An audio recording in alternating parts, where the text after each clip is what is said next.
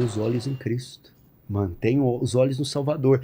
E onde você mantém? Nutrindo uma vida de leitura, por exemplo. Você já ouviu falar da cruz 1 milhão de vezes. Sim. E por que quando você ouve de novo, você se emociona? Porque é lindo, porque reativa de novo as imagens, as cenas, a história. Aí você, poxa, não, eu preciso fazer um pouquinho melhor, eu preciso ser mais grato, sabe? Bíblia, que mais? Oração. O que é oração? Oração também é outra coisa que está banalizada. Oração é pedir, Senhor, me dá, me dá, me dá, me dá, me dá, me dá, me dá. Então, para essa igreja moderna, Deus virou aquele cara aposentado da Previdência. Ou aquele Papai Noel que fica despachando bênção para crente caprichoso. Não. Quando você ora, você entra em uma audiência com Deus. Vamos lembrar, Vilela, quando Jesus morreu, alguma coisa se rasgou de alto a baixo. Você se lembra? O véu do templo se rasgou. Você lembra até no filme do Mel Gibson, no finalzinho, dá aquele tremor, rasga um véu lá. O que é esse templo? O que significa esse véu? Vamos lá. Deus mandou construir o tabernáculo, depois o templo. Eram estágios para se chegar na presença de Deus. E tinha dois locais, um chamava Santo Lugar e outro Santo dos Santos.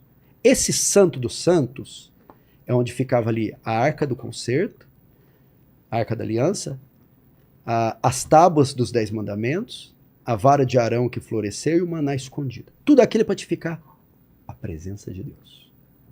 Só que entre aquele local e o santo lugar ficava um véu. Ele dividia. Por quê? Aquele acesso era proibido. Só o sumo sacerdote podia entrar uma vez por ano para expiar o pecado. Por quê? O pecado fazia a separação entre aquele lugar e o que estava do lado de fora. Do lado de fora, toda a raça humana. Do lado de dentro, Deus perfeito. Por que não podia entrar? O pecado. Na cruz, Deus paga pelo pecado e tira a barreira. Rasga o véu. Agora aquela entrada que era impossibilitada está aberta. Eu tenho acesso a Deus. Então, se você quiser falar com Deus, você não precisa de padre, pastor, você não precisa de dízimo, oferta, você não precisa nada disso. Ajoelha no teu quarto e você tem contato direto com o Senhor. Então isso é oração. O que é oração? Não é só pedir. É entrar além do véu. Quem está lá no véu? Quem está lá dentro do véu? Tem alguém lá dentro do véu. O que é? Bush? Não. Putin? Não. Trump? Não. O rei da Inglaterra? Não. Então, o Rei dos Reis, o Senhor dos Senhores, o Criador do Universo, o Deus Todo-Poderoso. Pastor, eu vou fazer uma pergunta que talvez faça sentido para muita gente que está em casa. E quando você não está mais conseguindo sentir essa presença? Você já teve essa presença, já teve essa intimidade com Deus, e como no meu caso, assim, que nas últimas semanas eu simplesmente não consigo sentir a presença. Apesar de buscar, você não sente a presença. O que está acontecendo? O que a gente pode fazer para mudar isso? Vilela, eu poderia dar várias respostas, porque existem várias respostas para a sua pergunta. Mas enquanto você falou, veio uma em minha mente. Talvez uma das respostas seja você buscar auxílio com outros cristãos mais piedosos que você, melhores que você, para ajudar você. Veja, por exemplo, quando Pedro se desviou. Ele negou Jesus 3 vezes, ficou muito abatido, voltou para o ofício de pescador. Não, isso aqui não é para mim não. E ele não conseguiu retornar sozinho. A Bíblia diz que o mestre ressuscita e vai até ele. Eles estão assando uma carninha. Jesus até come. Senta aqui, Pedrão. Aliás, é peixe, né? Carne vermelha. Um churrasquinho de peixe. Peixe. Aí vai lá, Pedro, tu me amas? Apacenta minhas ovelhas. Sim, se eu te amo, pergunta 3 vezes. Tu sabes que eu te amo. Jesus estava restaurando Pedro. Jesus estava trazendo. Sabia que Pedro não tinha condições de vir sozinho. Aquela ovelha tinha se machucado, tinha quebrado a pata. Ela sim estava longe, estava fora do curral. Aliás, foi por isso que ela quebrou. Ela foi dar um passeio talvez maior. E agora quebrada, machucada, não tinha forças para voltar. O que aconteceu? Alguém teve que ir em seu resgate. Talvez você precisa disso, ou quem está me ouvindo precisa disso, um apoio. Às vezes estamos tão fracos, mas pastor, é eu que tenho que orar, né? Alguém não pode orar por mim ou comigo. Pode. Pastor, a Bíblia ali, eu que tenho que ler. Não, alguém pode ler com você. Pode. Pastor, eu tô tão fraco para ir na igreja. Mas assim, fazer um culto em casa, pode. Então, eu diria esse auxílio. A Bíblia diz assim, é melhor serem 2 do que 1, porque se um cair, o outro levanta. Mas aquele que estiver sozinho, ai daquele que estiver sozinho, caindo ele, não terá quem o levante. O próprio Jesus precisou de gente. Ah, não precisou. Precisou. Vamos lá. Passagem que você gosta muito, que eu já vi, você sempre fala dela, do Getsemane. Jesus foi orar. Ele levou 3. Ele diz assim, minha alma está triste até a morte. Se você estudar quem eram aqueles 3, Pedro, João, Tiago, eram os melhores amigos dele. Jesus estava com medo. Jesus não queria ficar sozinho. Jesus queria a presença deles. Como homem, ele teve medo. Porque era o momento mais difícil da vida. Ali ele ia decidir a história da raça humana. Ali ele ia ser esmagado. Eu vou precisar de vocês, amigos. Preciso do amparo de vocês. Tanto é que quando ele pega Pedro cochilando, Pedro, não acredito que não ficou bravo igual que esse pai Hansi. Pedro, você não pôde vigiar 1 hora apenas comigo? Ao menos 1 hora? Então, Vilela, tem dias e tem momentos que a gente tem que ser arrastado, carregado. Que a chama às vezes está tão fraca que ela não consegue sozinha. Você precisa de alguém ali. Alguém soprando, alguém pondo gasolina, alguém te puxando. Então talvez... Mas quem é essa pessoa? Outra coisa boa.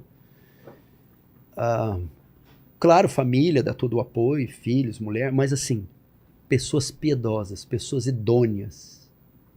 Pessoas que você olha... Nossa, essa pessoa quando fala com tanta graça. Nossa, a oração desse homem, dessa mulher tão bonita.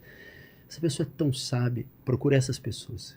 Pessoas que você vê Deus. Pessoas que você vê integridade, que você vê honestidade. Por um momento, talvez elas vão precisar caminhar com você. Aí o resto é o automático. É a dieta, é o arroz com feijão. É ir num culto, é ler a Bíblia em casa, é se apartar do mal. Aí você... Porque vamos fazer a analogia. Você ilustrou como um fogo. Ok? Eu tô ali. Você tá igual Isaías 42.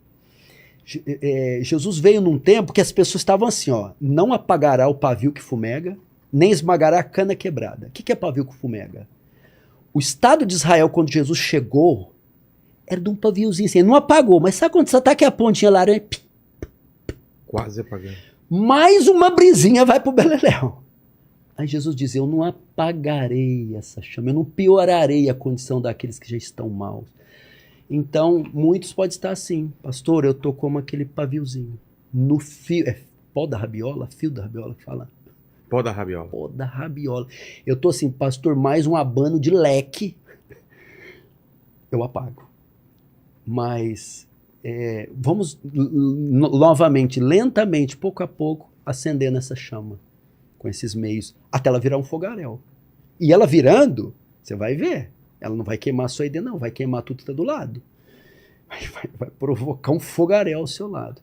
Mas pega a minha dica aí de uma pessoa, de alguém, ou seja, um obreiro, um pastor, ou um amigo legal, mas alguém que tem esse recurso para te dar. Mas você acredita que quando você se sente fraco, não sei se espiritualmente, ou você sente o cansaço sem ter feito algum esforço físico, quando você se sente desanimado, tem grande chance de ser algum tipo de batalha espiritual? Boa. Obviamente. Sem sombra de dúvidas, Vilela. Aliás, todas as vezes que você se propõe a buscar a Deus, uma oposição se levanta imediatamente. Imediatamente. Satanás, o que ele faz? Oprime, seduz, mente, engana. Satanás faz milagres. Satanás traz enfermidade. Satanás traz tristeza. Satanás traz culpa. Não estou colocando tudo na conta dele, não, mas estou dizendo que de fato ele faz. E realmente, muitas pessoas, como Jesus falou quando curou uma mulher que estava encurvada há 18 anos, Ela falou, também não era lícito libertar essa filha de Abraão que há 18 anos era escrava de Satanás? Ou seja, Satanás aprisiona pessoas. Satanás, ele cria ambientes ruins para as pessoas. Ele é o nosso grande inimigo, Vilela, o nosso grande adversário. Então ele causa sim. Aí você precisa fazer o quê? Não adianta arma física contra seres espirituais. Você tem que usar armas espirituais. O que que Pedro ensina? Resistir o diabo e ele fugirá de vós. Ele vem como leão.